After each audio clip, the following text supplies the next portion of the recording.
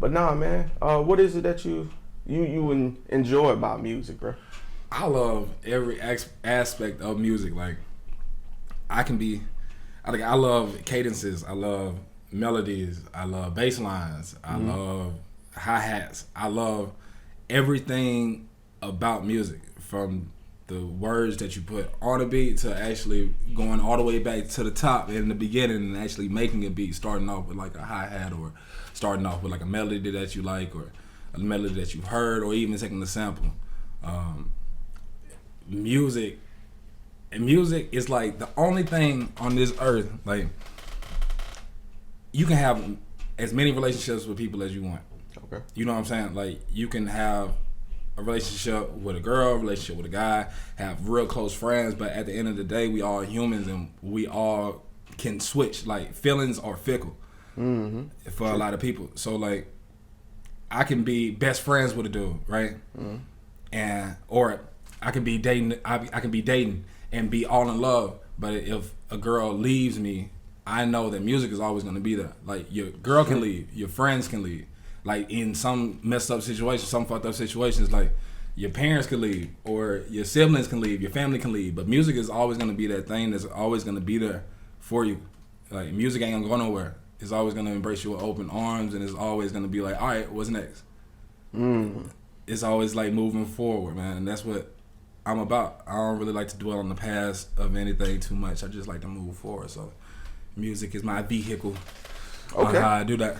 Yeah. I like that answer. It sounds like you're equivalating it to time, because time stops, of course, for no man. Right, you know, exactly. It's going to keep passing. So that makes sense. Yeah. That's kind of deep.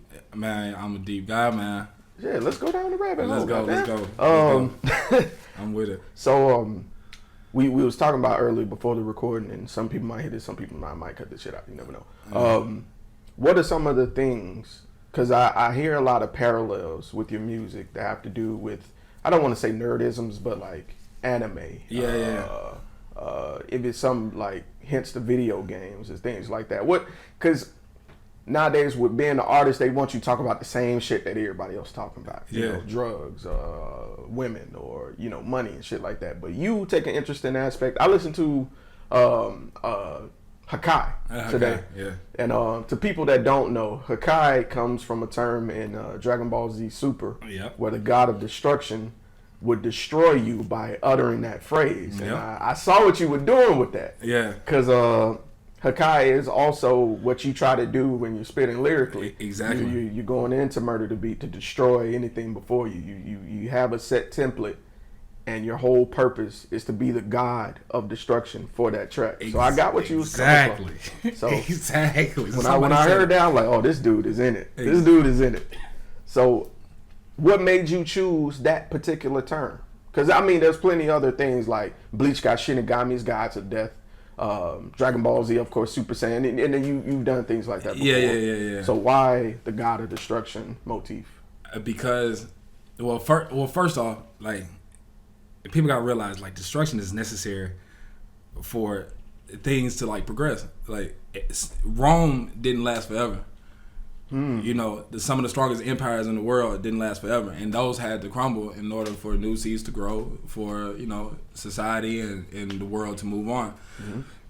But anyway, that's another subject for another day. But I chose that because Lord Beerus is the Hakai Shan of Universe 7 in Dragon Ball Super. Shout out to Universe 7. Shout out to Universe 7. That's the universe that we watch, guys. Yeah. But he was just an intriguing character because, you know, you always in the Dragon Ball series, like from Dragon Ball Z, and even Dragon Ball GT, even though that's not canon, you always have like the next super powerful being. But then when you get to Beerus, like, not only is he a super powerful being, but like he is like God. Like he's a god of that universe. Meaning that, like, it's very rare. Well, after watching the series, you can say it's very rare that, you know, a mortal could challenge a god. And that relates to, like, you know, that you can go into religion, like, or your spirituality, where I feel like we are all made in the image of God, and so we have godness in us, And I feel like it's so dope when you look at Dragon Ball Super, like, you know, when you take that analogy and you're like, okay, Goku is an alien, but nonetheless, like, we relate to him because he looks like us. He's a human, but and yet he's trying to tap into that God key or that God within himself, you know, to challenge a God. But, you know, Beerus is a cool character. First of all, my favorite color is purple. And Beerus is purple. And second of all, it was just his approach. Like, you know, if anybody has watched the fight, it was kind of like he was training Goku, trying to draw out the, like, you know, the godness in him in that fight, and you know he did. And Hakai, he's called a Hakaioshin, and a Hakaioshin basically translates to God of destruction, and he just is an unstoppable force. Like, if he wants it done, it gets done. And so that's how I feel on every beat. Like, every time I write a song, I'm not just writing the song just to write it. Like, I'm writing a song to murder every beat, whether it's a murder in like double time way, or whether it's a murder in, like, you know, a slow melodic way, or just like a swag way. Whatever style I choose to go with on a particular record, I always try to destroy it.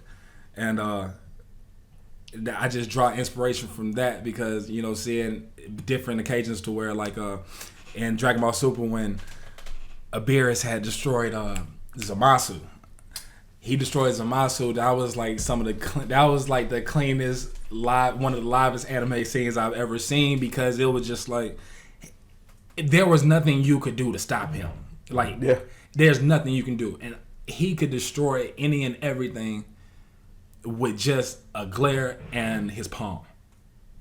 Let's describe the situation for the people that don't know. Oh man, because this can sound really vague. Oh man, so okay, so it's this Kaioshin, not Hakaioshin, but he's still like a god or whatever.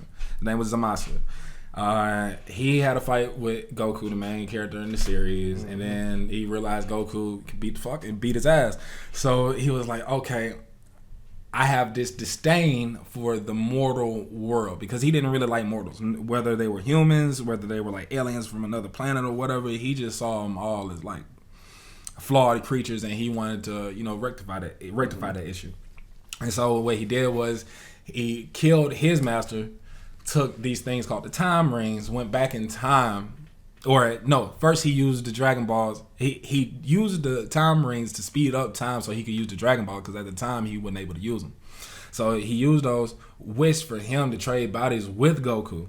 Then he also used the time rings to then go to a time to where he can meet up with himself and make a wish for immortality. So it's two versions of himself. So this particular version that got destroyed is an alternate version in time, to where Goku went back just to see because the keys from Goku Black, which is Zamasu when he transferred his body into Goku, and Zamasu, which he had fought earlier, they had similar key signatures. So he just went back just to see what was going on, and to, you know, just like how he was thinking, Zamasu was about to kill his master and then go on his quest to, you know, go get Goku's body or whatever. And so once Beerus saw that, he was like, okay, I'm just gonna nip this in the bud right here. So they outed him out with him and his master. He was like, well, since y'all are saying all this, I'm assuming that my plans are already in motion, they already working, so fuck it, I'm finna just do what I want. Beerus was like, oh no, this is not going down. I think you forgot that you are below me. Like, so, you know, you forgot who I am. Allow me to reintroduce myself. My name is B. So he grabbed his hand to where he grabbed his hand, you know, locked him up. Bruh couldn't move because honestly, like, he was just too scared. Like, what are you gonna do when an unstoppable force like Lord Beerus, with the power of destruction, with the power of Hakai, is staring you dead in your face? And so in that scene, he just put up his palm and he was like, enough is enough. And he said my favorite phrase throughout the whole series, which is Hakai. And with his palm, obliterated him. He obliterated him. If you seen Avengers Endgame, yeah, it was like he basically did that. It was his body just withered away like sand. It's an underlying theme there that I overanalyze everything. So let me let you know that off rip. Yeah. So there's an underlying theme there that I think a lot of people missed. there was somebody, a protege, being trained to be the god, who envied a mortal. So when he was arrogant enough to think he was the best, he found out there was someone better. So he went off his route to go and be this person he wasn't, appropriating this person. Right. And in the end, he became the black version. You see what I'm saying? Oh man. You see what I'm saying? So this goes deeper than what I think people realize for Akira. Yeah. So this black version was approached by the original, and true, he could stand his own, but at the end, the newer up and coming generation, Trunks, who was gathered by the inspirations of his surroundings, kind of like Goku was. The destruction around him brought up a new level into him to the point where he destroyed a god posing as something he wasn't.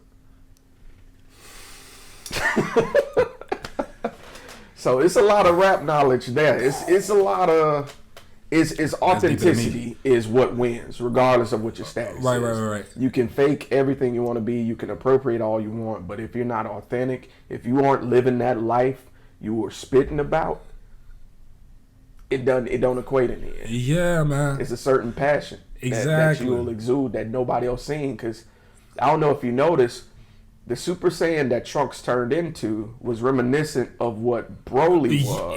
Exactly. Yes. So he turned a legendary Super Saiyan. Yeah. And killed a god. Yo, yeah. I didn't think about it like that. Yeah, man. This is what I do. Dope.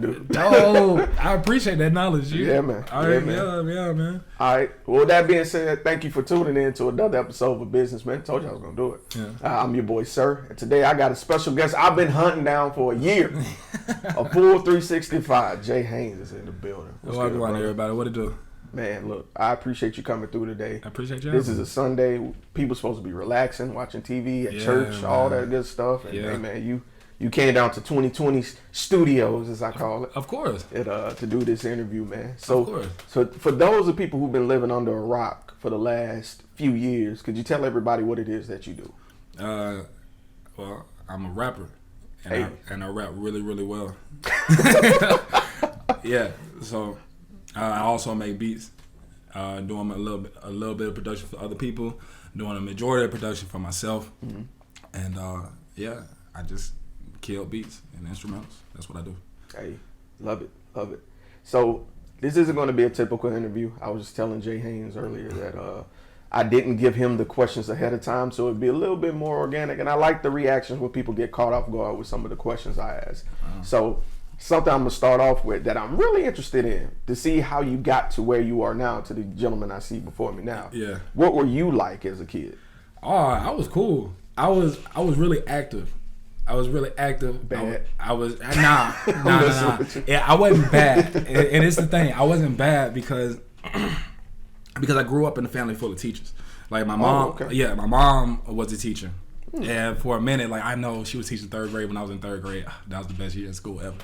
But my mom was a teacher, and my grandmother, her mom, was a teacher. Also, the principal of Craighead Elementary for a while. Dr. Lucy Parker. Shout out to her.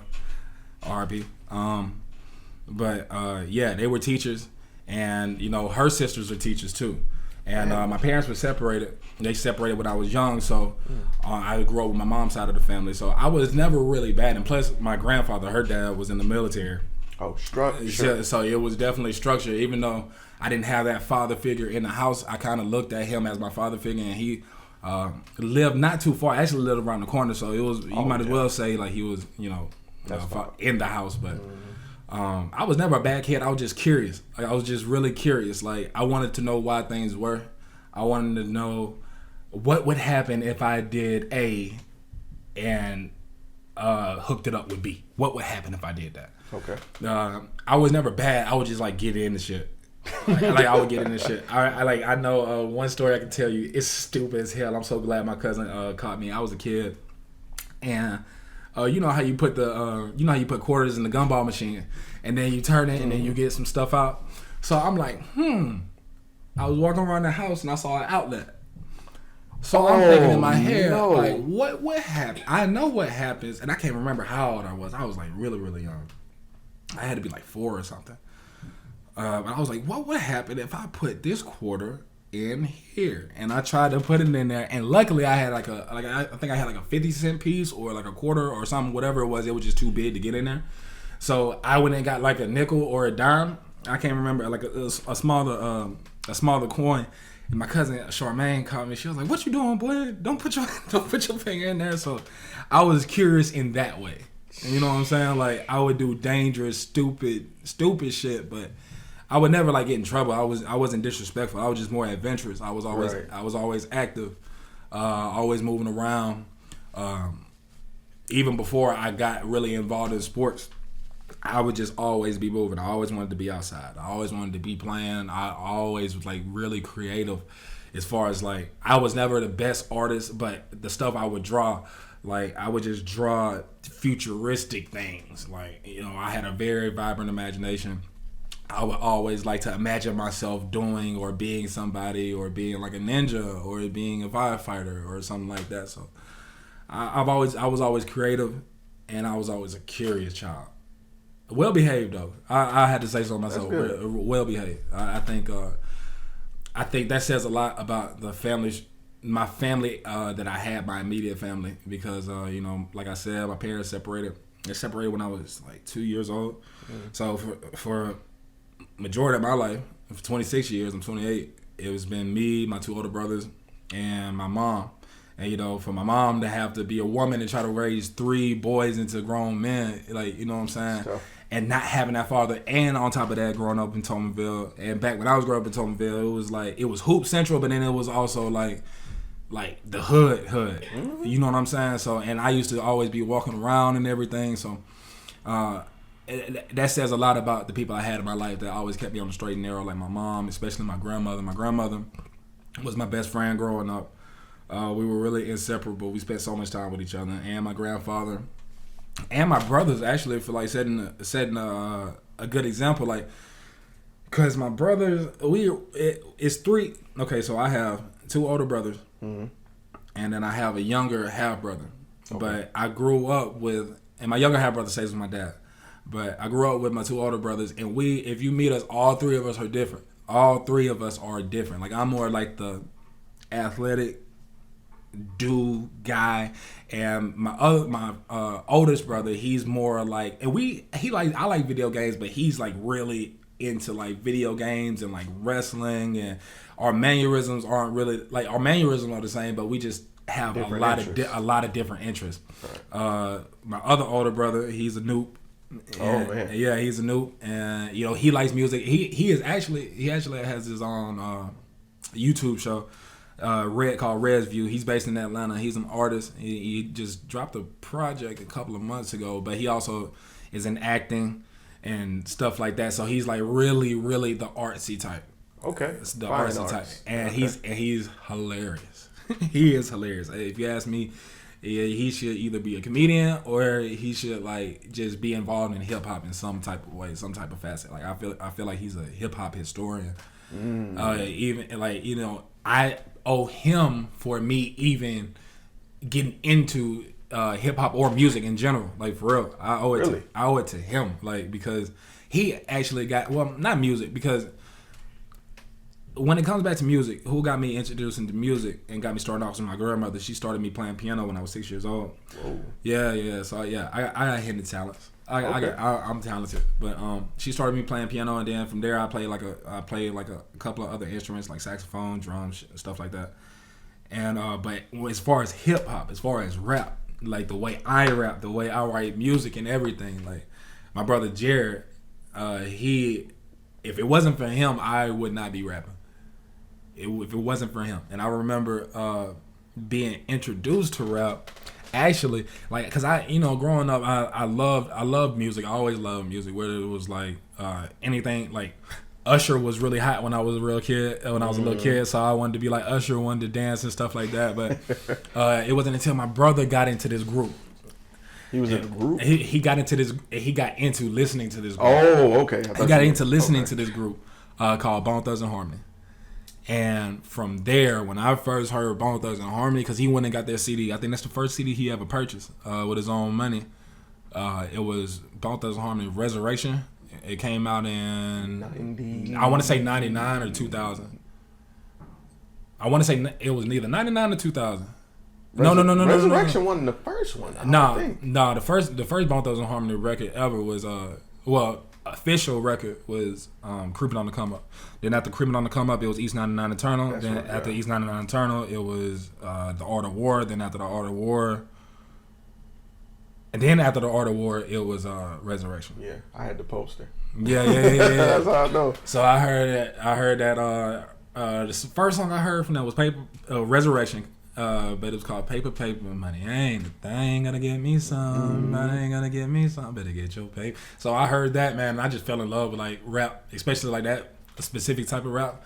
And I also want to say this, like on the record, bro. Like if it wasn't for Bone Thugs and Harmony, a lot of this music that we hear nowadays, it would not be here. It would not be prevalent. And not just Bone Thugs and Harmony. I really feel like the biggest influences on music today are Bone Thugs and Harmony and T-Pain. I agree. The biggest influence, and nobody can. And you can say what you want to, but all this double time rapping and all this staccato rap, Bone was doing that. Like I know J. Cole had a bar. One of his songs is "One Time for My, Don't Save Her." You don't want to be saved. All that song, he was like, back when you can get a platinum plaque without a melody. Yeah. It was because of Bone Thugs and Harmony that you have to have from like the mid 90s all the way up until now, that you have to have a melody with your rap for that shit to pop. So you can just go check the records, because back then I think the only person that was rapping like that back then when they first came out, I think you had Tech Nine, which is also another one of my influence. Shout out to Tech and Strange Music. But it wasn't that many people rapping like that. And if they were, they wasn't rapping with the. If they were rapping fast, they wasn't rapping with the melody. Right. So that type of music jump started my interest into hip hop at all, and hip hop period. So from that point, I listened to them, and then I was listening to them, and then heard that they were like really cool with this guy named Eazy-E. Well, who's Eazy-E?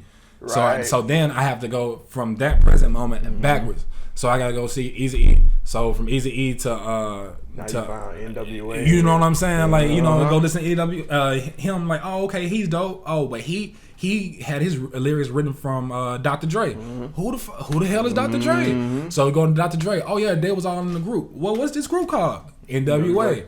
So like, from there I went backwards in the music, all the way back to like Rakim. Whoa. I went backwards. I went backwards. Homework. And then a shout out to Rakim. I love Rakim, but I went back to them. Greatest storyteller ever. Oh yeah, but I went backwards, and then I caught back up to the present, and then what I'm saying, different lens now. Yeah, exactly. So and that's what I feel like a lot of people should do when they do music. Like they need to go listen to like some Slick Rick, or like what I'm saying, Africa Bambaataa, Zulu Nation. Like you need to go listen you need to go learn your history about the rap, and then what I'm saying, then you can speak on it. Because I hear so many people saying like being disrespectful towards the legends and stuff like that. So like you need to do your history. Like go listen to Pac and Big. Go listen to A Tribe Called Quest. Like go listen to the Fugees. You know what I'm saying? Like you need to go. You know what I'm saying? Q-Tip, all of them. Like. Most Def, Black Star. You know what I'm saying? Oh, one person who gets busy to me, Black Thought, gets so busy. Oh man, Black Thought gets so get credit. He gets so busy, but a lot of our greats don't get their roses while they still here. But yeah, so anyway, I'm getting all off topic. This is your show, bro. Talk about it. But yeah, so going back to just my music influences and stuff like that. First of all, if it wasn't for my brother Jared, shout out J Red. Y'all need to go watch Red's View. It's on YouTube. Make sure to pop up the logo by your head somewhere right now. Yeah. And if it wasn't for him, I wouldn't be a rapper right now. Because growing up, like he got me introduced to Bone. Okay, I love Bone. That album had so many hits on it. Like it had 2 Clocks. That was one of my favorite songs. It had Change the World on it. I forgot about Change the World with what's his name? Oh my gosh, the guy. Oh God, what's his name? I can feel it Coming. What's his name? That's Phil Collins. They got a song. Isn't that Phil Collins? Yeah. Take me home. They got that song, but that's not the same song though. Yeah, you're right. That's not the same song. They did Take Me Home, Phil Collins, but that one they had some dude from like their record label, Mo Thug or something like that.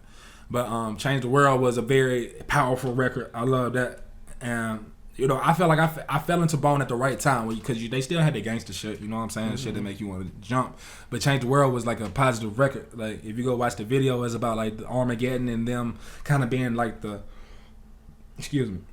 angels coming to save everybody.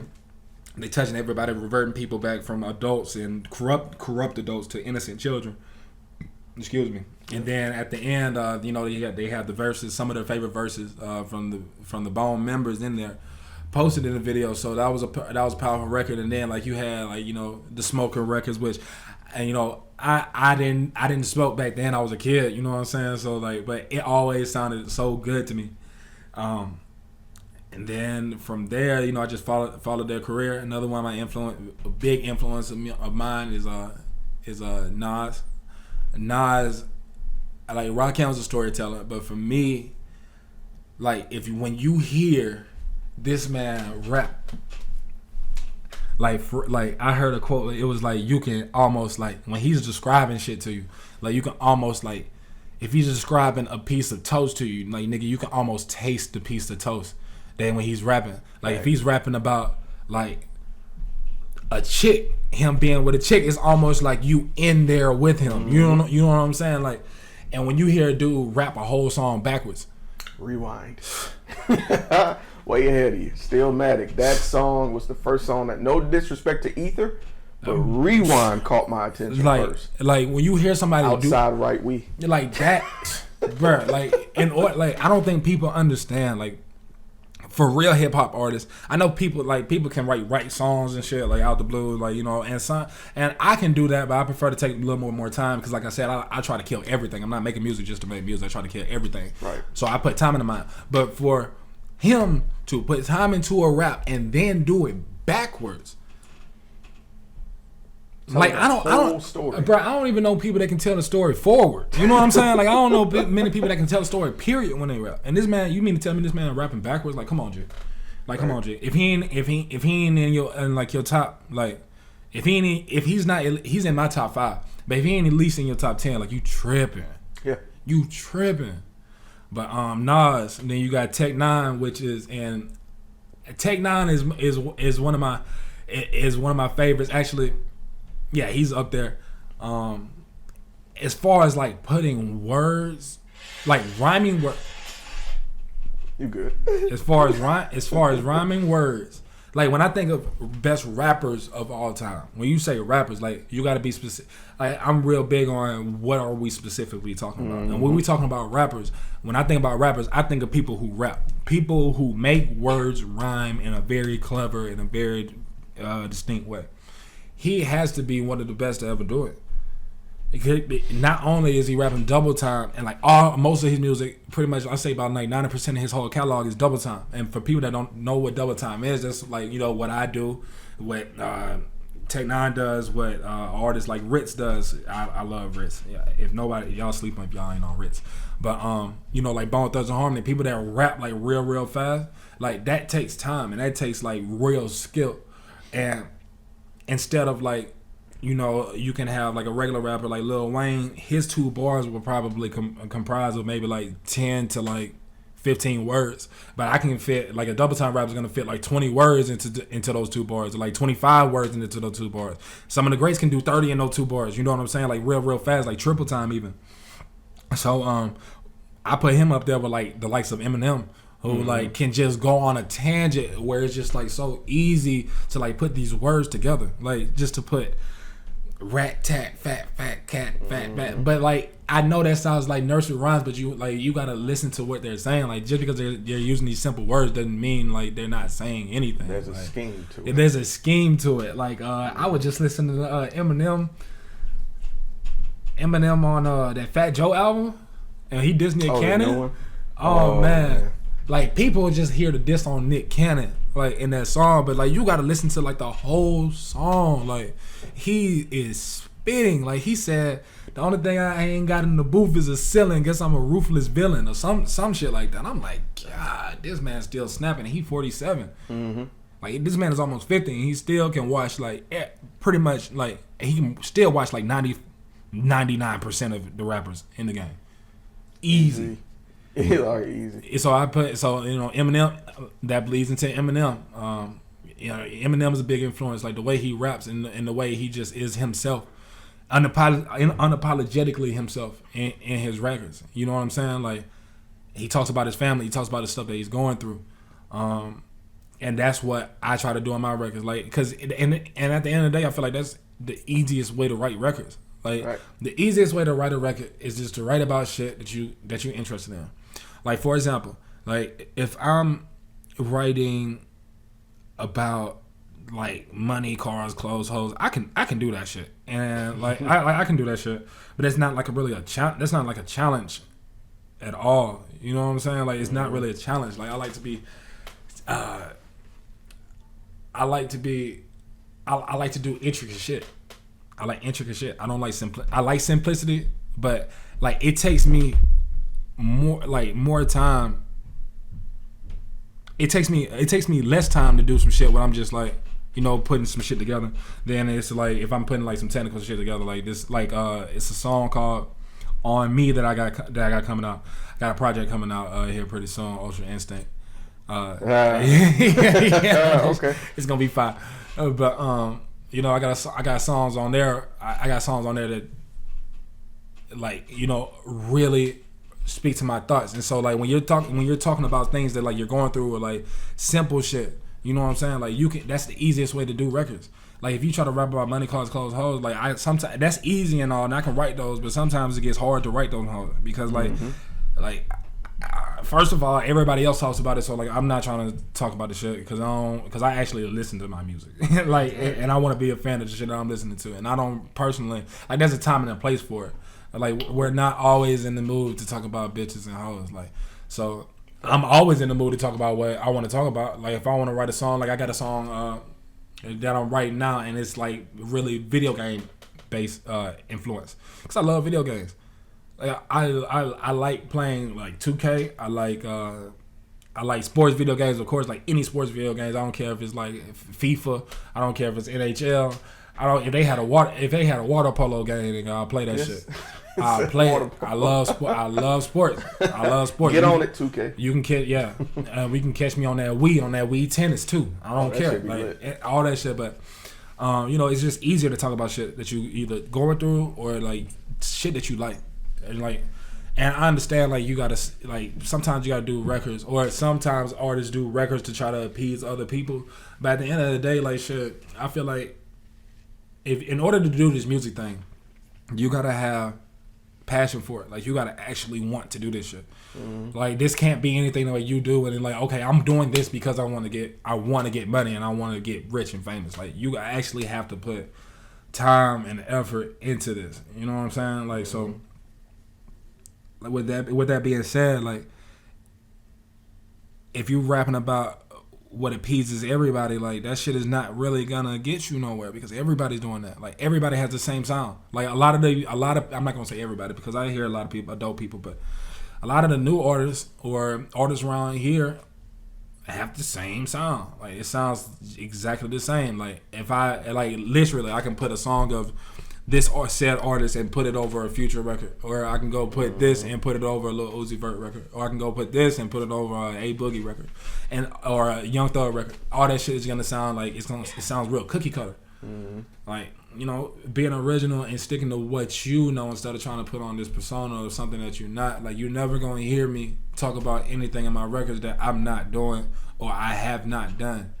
You know what I'm saying? Like, let me ask you about that. I hate to interject with you. Yeah. You think that has to do with the way you were brought up? Yeah, definitely. Because I'm proud of the way I came up. Mm. Like, I'm proud of the way I came up. Like, do you think they're doing that because they feel like that persona would be more successful? Yeah. Because everybody wants to have a struggle story. Mm. Everybody wants to have a struggle story. Everybody wants to be from the trap. Everybody wants to, you know, have a gun and go bang bang. Like, I'm not like I'm not. You will never hit. Like, I'm not gonna talk about like shooting nigga because I ain't never shot a nigga. You might hear me talk about beating a nigga up because I beat a couple of niggas up, but like I ain't never like shot at niggas, so I'm not finna say like, oh, I'm finna put the 9 to your head. Like, nah. But I could reference somebody, but I do know people like that, and I will put in my record like, yo, I ain't gonna do it, but I know a nigga up the street that's going that, you know what I'm saying, like that fuck with me hard. So if you say something to me, like I can put that in the record, but I'm not gonna speak on no shit that I ain't never did. Like, you know what I'm saying, like no shit that I'm not doing. Like I like video games, I like anime, I like Harry Potter. Nigga. We were just talking about that shit. Like I like Harry Potter. I like philosophical things. I like Greek mythology. And you know what I'm saying? I like Shaolin Buddhist monks. Man, shit like that. Like you know what I'm saying? Like I'm into different shit. So like when I do my music, like I'm gonna put a John Wick line because I fuck with John Wick. I might put it in there, but what you not gonna hear about me, like shit, I'm not, and I smoke. I'm gonna put some smoking shit in there, but I'm not gonna be like, man, I'm popping pills and shit like that because I don't pop fucking pills, bro. Like I don't, bro. Like just be authentic. Like I hear some people, some local artists saying like I do this and I do that and this and that. I'm like, bro, I know you. Like I know you, G. Like I'm around you, nigga. Or in some cases, I didn't work with you, my nigga. Like you don't have it like that. Right. So like I hate, like I distance myself from shit like that. Like even, like, and somebody might be going hard with it. Like, you know what I'm saying? Like I ain't never gonna like hate on nobody, but like I'm not trying to sit here and like, especially if I know somebody and you want to talk about this and that, and I know you're not about that shit, or I know that's not this situation. I know that's not the case, bro. That shit whack. That shit hella whack. That shit hella whack to me. Just be yourself. Be authentic. Like shit. If they want to play your shit on the radio, let them play on the radio. Fuck it. If you don't like my shit, cool. But I guarantee for every one person that don't like it, it is somebody else that does, or 2 people that do, or hopefully I get to the point where like for every one person that don't like my shit, 50 other people like that shit. Right. You know what I'm saying? And my music probably ain't gonna be for everybody. Like I like to rap double time, which is fast. I love that shit. And not to say that I can't like rap slow, because you can go check out some ciphers and stuff, like the ciphers that we did downtown. Or go on my YouTube page, go to Facebook, my social media. Like I can slow it down, just whatever I'm feeling like at the time. But yeah, man, I kind of just forgot what I was saying. It's all good. We were kind of hitting a different bunch of topics there, but you mentioned something that's kind of important to why I do what I do with this podcast and with the Business Minute as a whole. Yeah, it's important to be comfortable enough in your own skin to be able to talk about it, because everybody puts on this front that, oh, I live like this, but deep down inside I actually really like anime. No, nigga, you like anime? Yeah, you like anime, nigga. Because niggas will roll up on you, make a reference, and you be like, caught that. Yeah, my nigga. You know what I'm saying? So it brings another level, and it goes back to, I remember back, we actually both grew up in Somerville. Yeah. I grew up off of Euclid Street off St. Stephen. Bad. I grew up on Somerville. I'll get the fuck. All right, okay, cool. So back then, I've been reading comic books my whole life, bro. You feel me? My whole life, bro. Preach. My first comic book was a Spider-Man comic book, and the second one I got was an X-Men. My brother bought it for me. Yeah. Because I blackmailed him. Because he went out when he wasn't supposed to. I was like, nigga, if you don't want me to tell mama, I need 2 comic books by tomorrow. Yeah. He had them hoes ready. Smart. Yeah, that's a business decision right there. Yeah. But that got me started, and that next week I took him to school because I was like, I really wanted to, because I used to draw, and I was like, yo, check this out on this page, and I told my cousin Corey, I'm like, yo, I want to draw this, and he was like, okay, trace it first, get a practice for it, then try your own stuff. Yeah. I'll never forget who did this. I'm gonna say his name, and I don't know if he followed this podcast, but his name is Cornelius. Cornelius came, seen my book, snatched it and ripped it, and we got into a fight in that classroom on that day. Oh yeah. And he was like, why this nigga reading comic books, man? You lame, you whack. I'm like, nigga, you watch these cartoons. You know what I'm saying? I'm reading the cartoon you watch.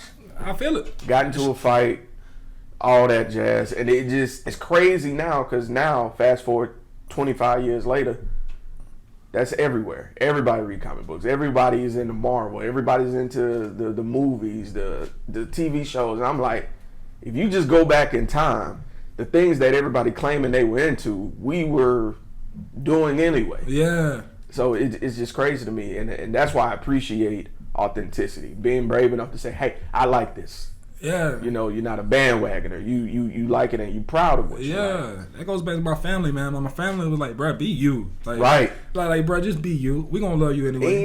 Ain't enough people saying that. You know what I'm saying?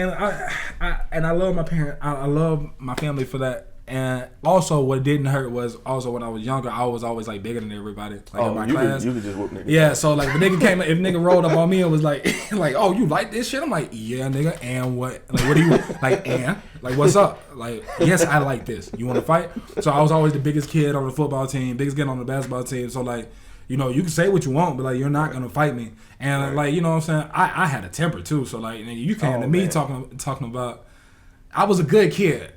Just don't fuck with me, because if you fuck with me, you fuck with my toys, you fuck with my comics, you fuck with my like anything. You try to pick on me, like I'll beat your ass, like.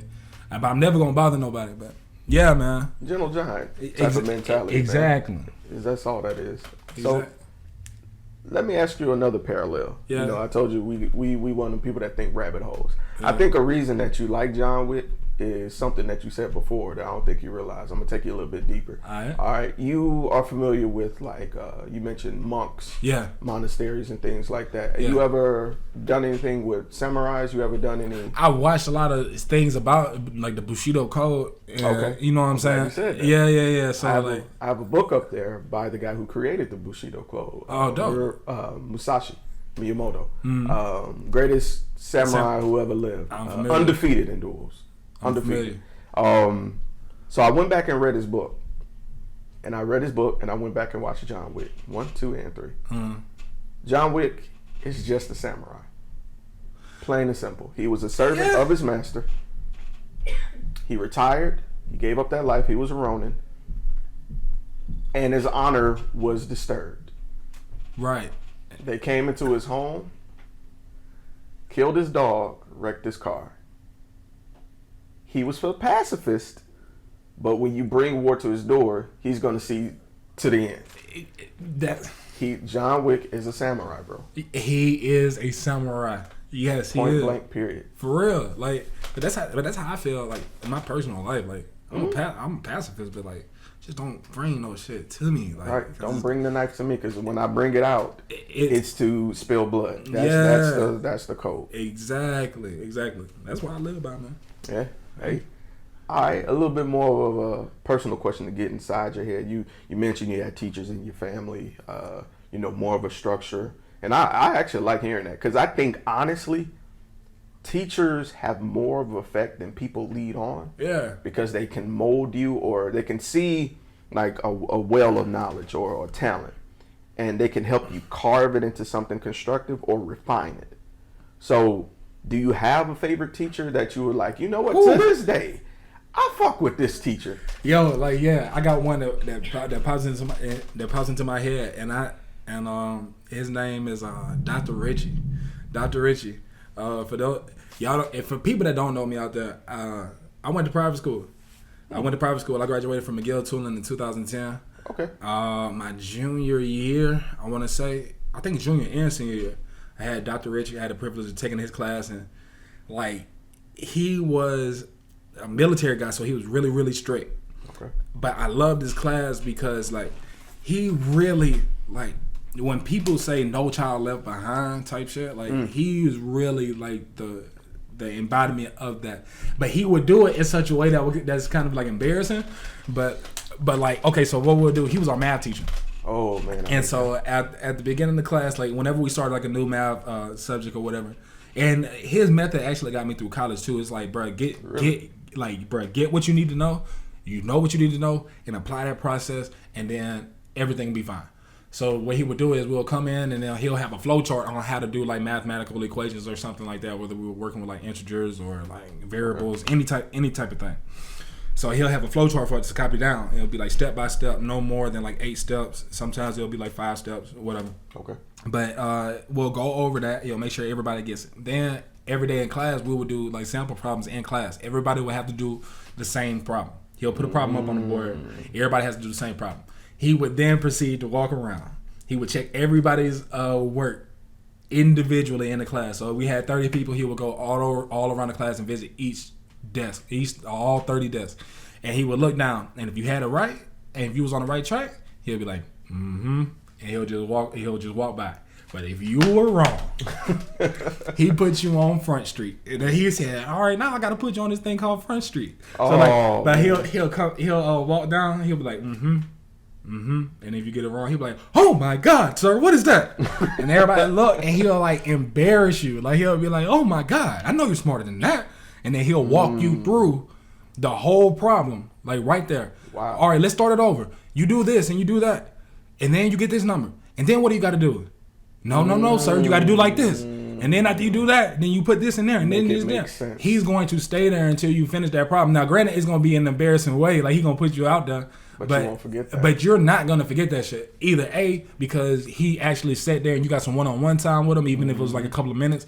Or B, nigga, you ain't want to get embarrassed like that. So you ain't want to. So you want to be on top, like, man, bro. Like, if he come by me, he gonna do me like that. That makes sense. Makes you put in that effort. Yeah, man. He was real. Wild. He was really like the best teacher I've had. And like not with all due respect to all my other teachers, like I've had plenty of teachers who touched my life in like, you know, different ways. But the one that pops into my head is Dr. Richie, because he would just put you on front. Like anytime, like he would, if you at McGill, we used to have like we used to have a uniform or whatever. But if your uniform wasn't right or your pants were sagging, like he would call you out in front of everybody and be like, "Oh, why your pants sagging like that, sir?"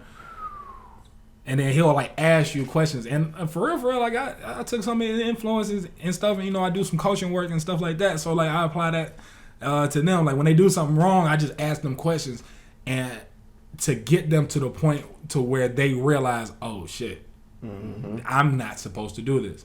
Like I never like get like on my athlete. I coach track and field.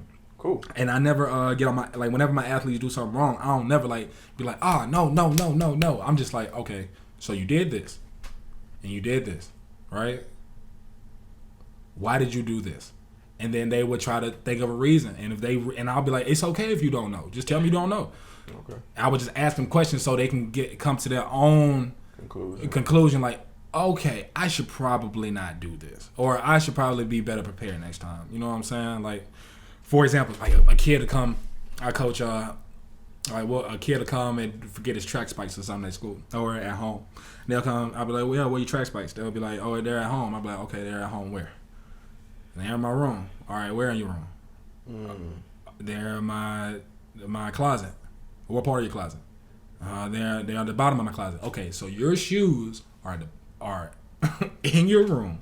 No, in your closet. At the bottom of your closet. That is in your closet. That is in your room. That is in your house. That is on a separate street. That's in a different part of the city from McGill Tooling. And you knew you had track practice to come to. And when you come to track practice, it's pretty. You got to have what? Well, you got to have your bag and stuff. You got to have your equipment, right? Yes, sir. All right. Well, you got to have your equipment. So how are your track spikes gonna help you? And they're on your street, in your part of town, on your street, in your house, in your room, in your closet, at the bottom right of your closet. And then from there, they be like, "Oh, I get it," and they don't forget the cleats. I mean, they don't forget the track spikes no more. All right, just leading them to that conclusion, make them think things out. Like, okay, you just didn't think it out. You didn't think it through. Like, I think you also value that information more when it's not just handed to you. You gotta kind of follow the lines and get it yourself. Exactly, because there's man. Because that leads me into another thought, bro. There's no instruction manual on life, bro. Oh boy, bro, ain't no instruction manual on life. Just like there's no instruction manual in this music. Like, oh man, this conversation leading all over the place. So it goes back to the conversation. It goes like there's no manual to this shit. So like what people are trying to do is make a manual with this music shit, like sounding like everybody else. Like, okay, if I sound like this, then I'll be able to get on. Like, there's no manual to life. There's no manual into how to make it in music. Everybody has made it in music a different way. At least all the greats in a different way. Like J. Cole went to school before he actually got in, and he was knocking for a long time. You know what I'm saying? Some people are picked up about the streets, or like Lil Wayne was raised from you know what I'm saying? Everybody, there's not a manual. So if all these people are trying to sound like the same and do all these trap beats with like the flutes in them and sound like Future on auto-tune, you know what I'm saying? Man. Like there's no manual. So like you don't have to sound like that. Right. Like, so since there's no manual, since there's no for sure structure or manual, I'm gonna do whatever the fuck I want to do, and if it hit, it hit. If it don't, it don't. That's why you gotta have passion for this shit. Fact. You know what I'm saying? Because you gotta make music for you and how you feel. Like, bro, like there's no manual on life. There ain't no manual on how to make it in the music game, bro. Ooh. Just do your thing. Hey, unapologetically you. I think you said that a few moments ago. Hell yeah, bro. I love you. Hey, y'all should love me too. Y'all love me too. I just don't know yet. Hey, that's why they tuned in. If they made it to this point, obviously they still listen. Exactly. So, all right. Now this next question, we talked about being philosophical. Yeah. This is one of my favorite questions because it kind of taps into the spirituality of it. Whether you believe in God or not, you still have a spirituality kind of mindset where there's more than you. Right. Even if you just believe in the universe, right. You're an ant. Right. You're a speck of dirt in right. this inky black well of a universe. So, if you could ask God, if he came down right now and said, "What's up? I fucks with your music, J.Haynes. I made you." If you could ask him any question right now, any free question, he answer you right now. What would you ask? Take your time, cause it's a good one. I would ask him how my grandma's doing. Real talk. I ask him how my grandma doing. I don't really care about that. Like, I care about stuff, you know what I'm saying? But like me, like I said, like me and my grandma were like really, really close. And so, like, I got my grandma tatted on my arm. Like, she taught me how to play music and everything. So I got the treble clef. She taught me how to play piano. So I got the treble clef, her name, the time signature on the treble clef. I don't know if you can see it all the way back here, but it's her birthday. January is 1/12, you know, right there. But okay, I see. Okay. So yeah, like I was just asking how my grandma doing, G. Like, for real. I don't think people understand how important they are. Yeah. Because I'm the same way. I lost my granny in '97, and she was my go-to. She's the one who taught me it was okay for me to be a nerd, you know, a kid that loved books and stuff.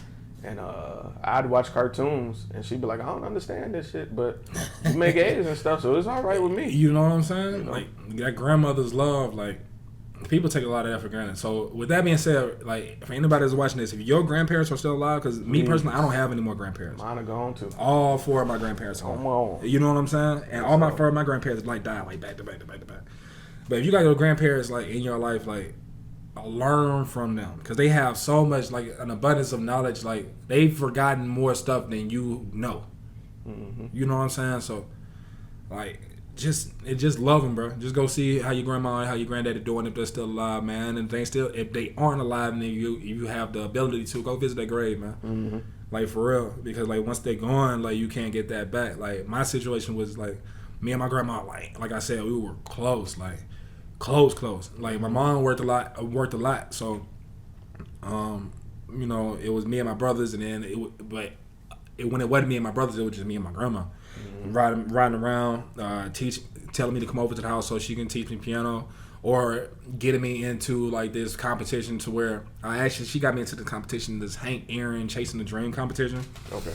And I won it, and I won like I won lessons, piano lessons from this pianist, one of the best pianists in the southeastern part of the United States. His name was Dr. Imbrangulio. And he stayed like in the middle of nowhere, like between Mississippi and Alabama. And so like it would be like she would take me out there like Monday through Friday. I would go with her, like she'll pick me up from school, drive me out there, be out, and it took like maybe like 45 minutes to an hour.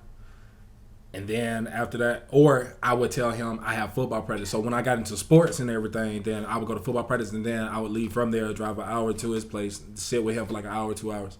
And Monday through Friday. And then play the piano, him teach me how to play the piano, and then I would go home. Wait. So you would go to school. Yeah. Go to practice. Yeah. Then go to practice. Yeah. And then go to sleep. Yeah. Monday through Friday. Yep. That's you 40 hours a week, bro. Yep. From a young age. So then that makes it easy to kind of balance that's why I'm like, I'm balancing my schedule now, because I'm used to being busy. Like, I'm used to being like when I was a kid, like I was saying, like I was like active. I was real active, whether it was sports or music, playing piano, and then it got to a point where like I started helping my grandmother teach piano. She used to teach piano at Texas Street Rec. Okay. Down across the bay, and I used to go with her and to help teach piano. So like, it was me and her like all the time.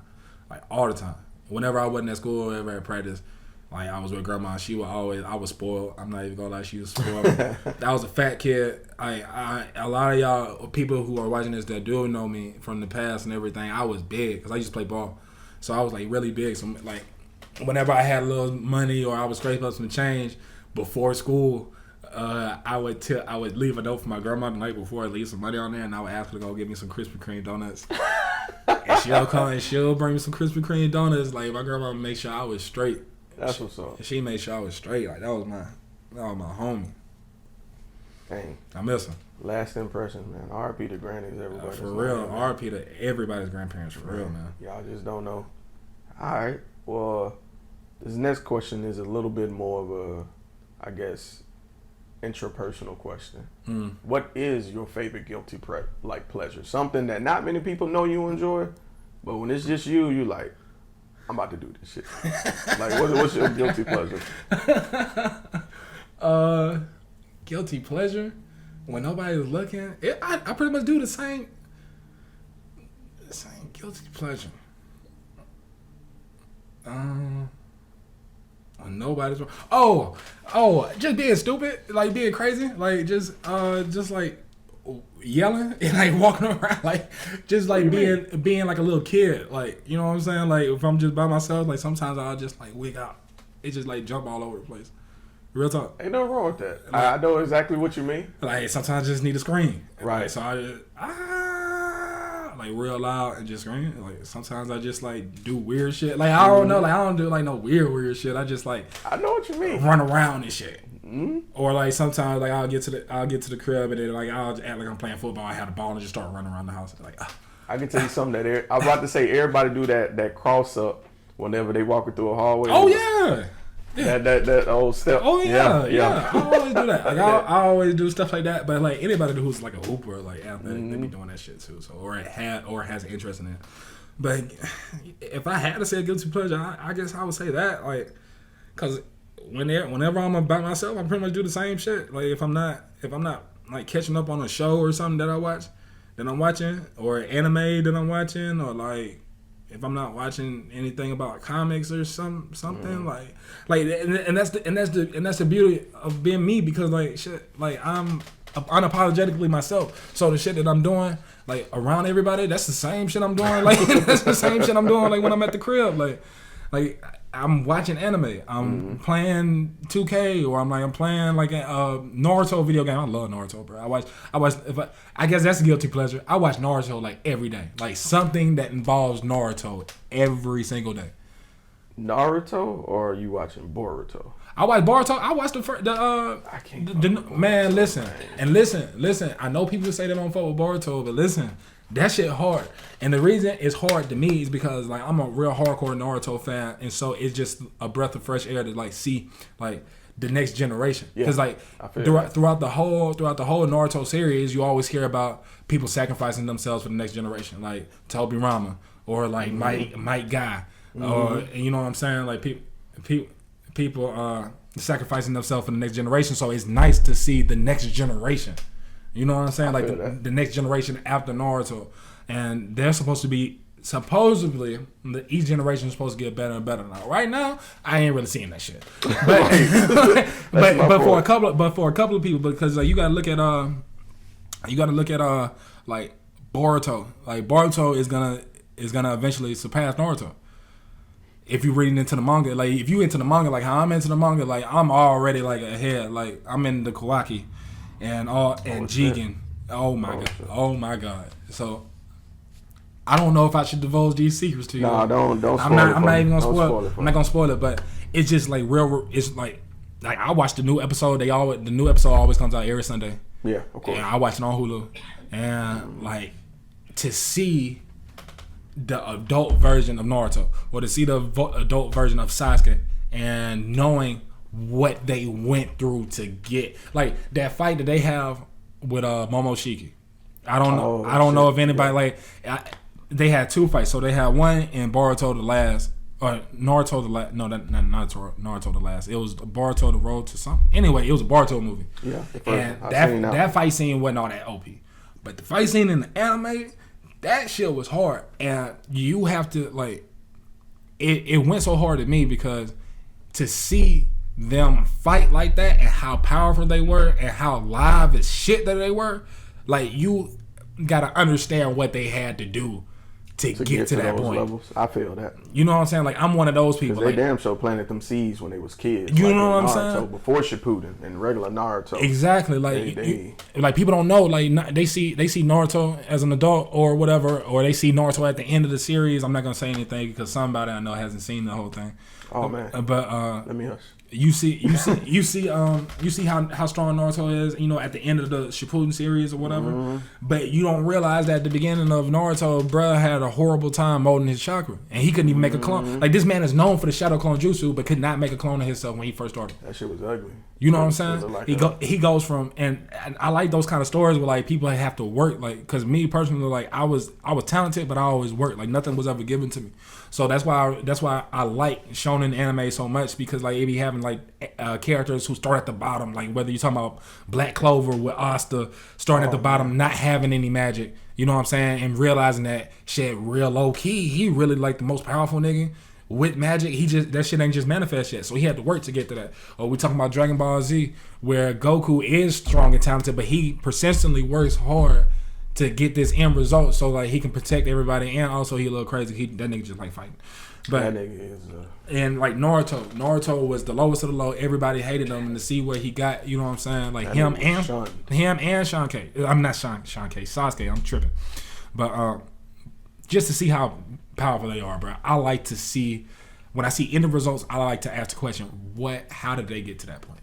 That's true. Now that you think about it, they were outcasts for different reasons. Exactly. One was an outcast because what his folks did. Yeah. And one was an outcast because, well, technically what his folks did. You know what I'm saying? Yeah, that's fucked up. So, you know. Sins of the father. That's crazy as fuck. Exactly. And so many underlying themes, like in Naruto, like, I just feel like just so fire. That's why I watch it every day. Like friendship, working hard, especially friendship. You know which story sticks to me the most. What's that? And no disrespect to Pain. I understand the philosophical part of Pain. Oh yeah, I get that. I think he was a phenomenal villain as far as why he was doing because of war and everything that occurred. I get that. But Haku and Zabuza's, I like that dynamic, because Haku was like, look, I'm gonna dedicate myself to you, regardless of what gender identity thing Haku had going on. I don't give a fuck about it. Nigga was a beast. Yeah, he was a beast. What I'm saying? Give that nigga some water, shit, niggas gonna die. He could fight with me any day, nigga. Right. I'm good. But it was that mentality of, I'm with you to the end.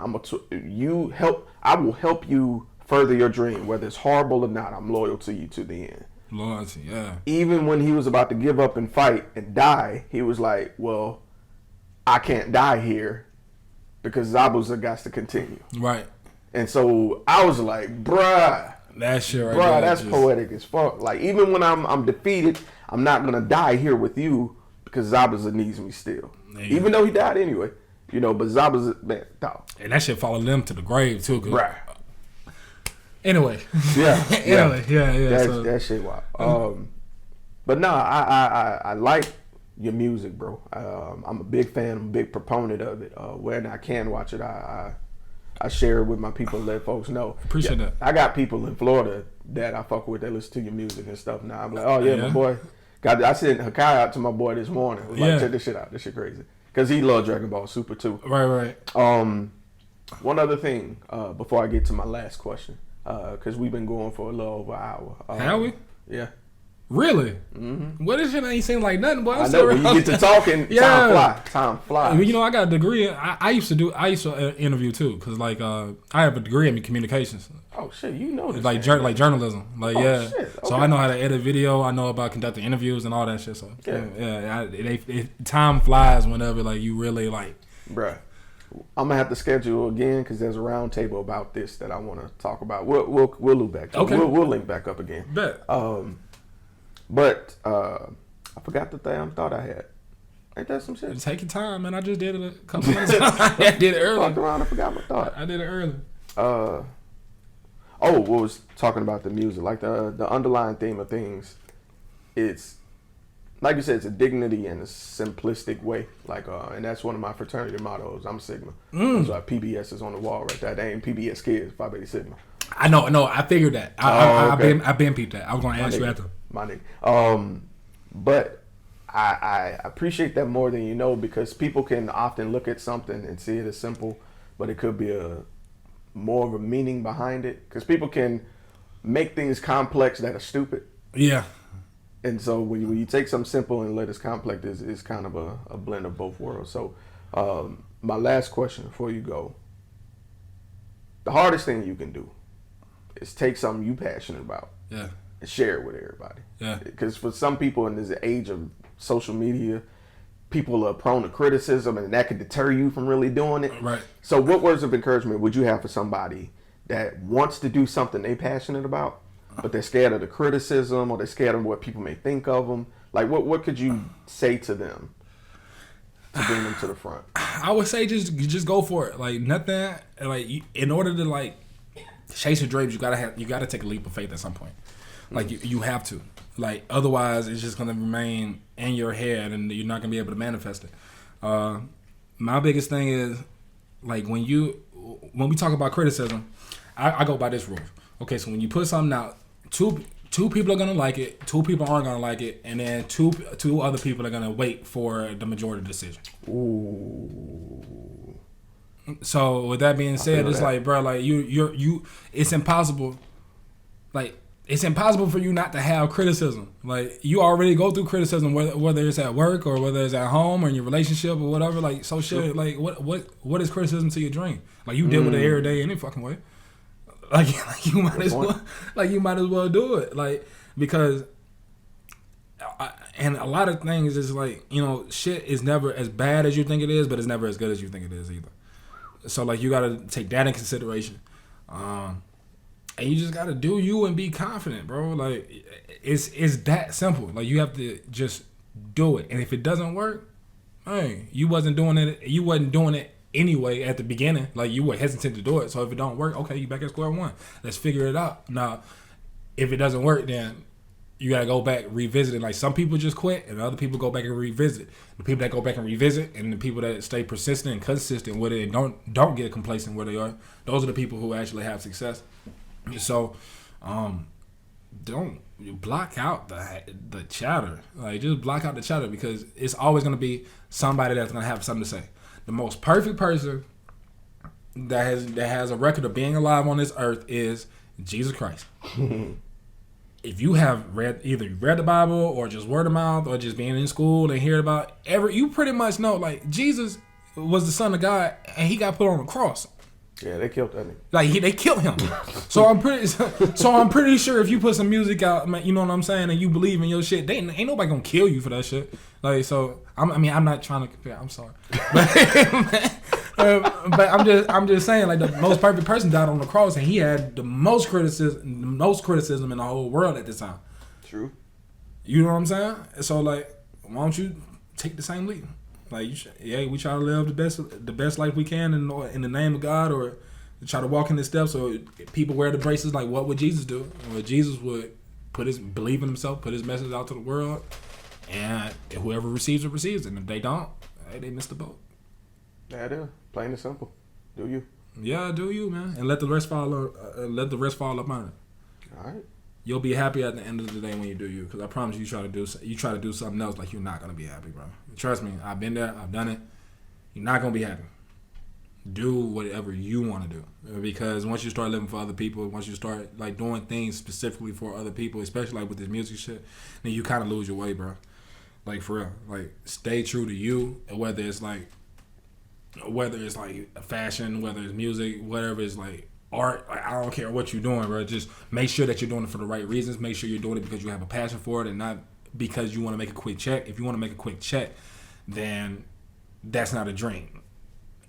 That's not a dream. If you want to make, you just want to make a quick check. That is like that's what we like to call in the hood a lick. That's what we call that shit. If it's a dream, man, it's something that you want to put time into and do music, and you want to do that for the rest of your life, no matter what it is. So make sure you're doing it for the right reasons.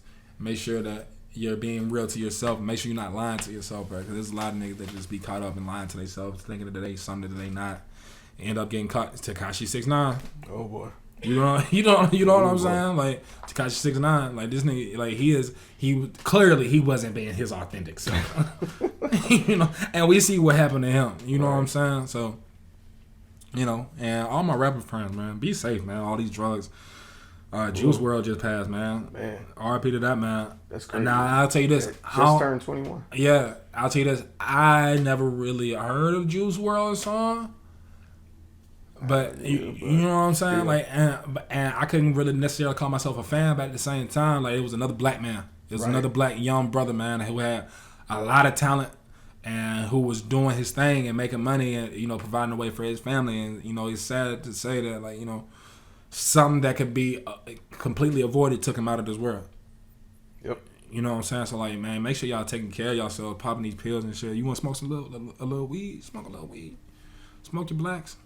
Everybody got to die one day, but just don't rush to the motherfucking grave. You know what I'm saying? So skipping to the yeah, don't be skipping to the motherfucker. All right. Well, J.Haynes, if anybody want to get in contact with you via social media, what's the best way to find you? All right. So on social media, you can find me on Facebook. My personal is Jordan Haynes, but I also have a music page, J.Haynes, and how you spell Haynes is Haynes. And then you can follow me on Instagram at wahgwanJ, and that is wahgwanJ,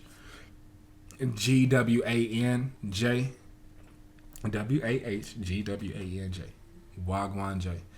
And you know, you can find me on YouTube, J.Haynes. Find me on Soundcloud, J.Haynes251. Hey. And that's what if you want to reach me. Also, if you want to reach out for any like shows, anything you're more interested in and want me to come and do anything else, you can always reach me on my email. It's at wahgwanJ. All right, wahgwanJ at gmail.com. I'm sorry, I'm mixing these handles. All right, I'm gonna make it pop up beneath you. Yeah. So it's wahgwanJ at gmail.com. So any booking, any features, anybody want to holler at me, you can get to me like that. Facebook Messenger is pretty good too. But yeah, that's how you can get at me. All right. Well, all the information will be in the description of the video below. And if you're listening to this on iHeartRadio, Spotify, SoundCloud, wherever you're watching this or listening, it'll be below as well. Give him a holler. Give him a follow. Let him know what you think of this interview. Let him know what you think of his music. You got some projects coming up. Got anything you're working on you want to shout out real quick? Ooh, yeah. So I'm right now in the process of finishing production and recording for a project that I got coming out in 2020. It's going to be called Ultra Instinct. Also paying homage to like Dragon Ball Z. You know what I'm saying? Ultra Instinct is that new form that Goku got. You know what I'm saying? So, it's basically the project is gonna be really heavy double time because it's inspired by Dragon Ball Z. Not to say that it's fully inspired by that, but you know a heavy bit of it is inspired by that, and you know that they fight fast. Yeah, they fight fast as shit. So I'm rapping fast as shit on that hoe. So I got that coming out. I don't have a date for it right now, but if you stay tuned on my social media and stuff, you will get a date here pretty soon. Got some videos and stuff coming out. If you have not seen my video for my freestyle on Cardi Lucas, people ask me about that name all the time. So Cardi Lucas is basically the first part of the song is a Cardi B beat, and it's that I like it. And then the second part is Joyner Lucas with him and Eminem on that Lucky You. So I just put it together called Cardi Lucas. I also got a mixtape. I think I built up enough freestyles and stuff to put a mixtape out like that, like one of them old school mixtape where you just rapping other people beat. Because from time to time I like to do that. Beat jacking, love it. Beat jacking. But yeah, I'm probably gonna be doing that. Also looking into starting putting on shows like locally in the city. Trying to expose some of the talent that I see around here, man. I love the talent that I see around here. I don't think that it's being exposed in the proper way. Right. And a majority of the time, I think to myself when I'm at these shows where, you know, I don't feel like I'm better than anybody personally, but as far as like a rapper, like me being a lyricist and like what I do, I definitely think ain't nobody really fucking with me. Oh, there like, you go. And I definitely don't think nobody around, especially in this city. Like, nah. Now, wrap it up. I can out rap anybody, and I want real killers on my show. Like, I want to make a show, and I want real dope artists. Cause like so many times I'll be on the show, and then it'll be like, you know, like Joe Smo or whatever, and they don't really know what they doing. They don't really sound good or whatever. But nah, I want the best acts. I want to start putting on shows with the best acts in the city. If you feel like you are one of the best acts in the city, then you can't just say it. You gotta prove it. Send me some music. I dropped my email and everything, so I'm gonna start looking at locations to try to get some of these shows put together and try to give people the opportunity to go ahead and get on stage and rock out, build a bigger name for themselves. I'm thinking about calling them Hometown Heroes. So, yeah, man, Hometown Heroes is gonna be a series of shows, man. So we'll get that started in 2020. Like I said, if you want to get in touch with me, that's how you get in touch with me. But we putting this real rap. We putting real rap on him over there. Like, none of this other, like, cookie cutter shit. None of that, like, you sound like this person. Like, nah. I want authentic people. Authentic people. Shout out to Ali Kazam. I fuck with Ali. Shout out to X Havoc. I fuck with him. Shout out to, and it's a lot of other artists like Eternity. Eternity's good. Yeah. FBJ's good. You know what I'm saying? Just trying to expose some of this talent, man. And yeah, do it for the city. All right.